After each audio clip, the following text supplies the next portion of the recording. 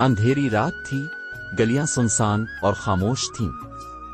رمشا ایک چھوٹے سے دیے کی روشنی میں اپنی کتاب پڑھ رہی تھی۔ اس کے دل میں ایک خواب تھا، وہ ایک بڑی مصنفہ بننا چاہتی تھی، لیکن اس کے گاؤں میں لڑکیوں کو زیادہ پڑھنے نہیں دیا جاتا تھا۔ ایک دن جب وہ اپنے ابو کے ساتھ کھیتوں میں کام کر رہی تھی، اس نے آسمان کی طرف دیکھا اور سوچا اگر تارے چمک سکتے ہیں تو میں کیوں نہیں۔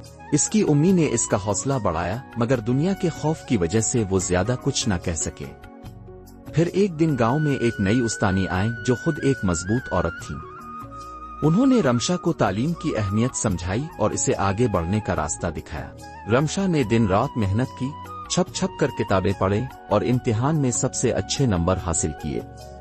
جب نتیجہ آیا تو گاؤں کے سب لوگ حیران رہ گئے۔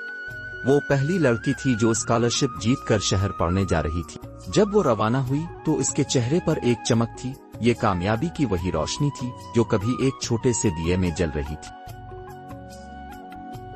اگر آپ کو ویڈیو پسند آئی ہے تو ویڈیو کو لائک شیئر کرنا مت بھولیں۔ شکریہ۔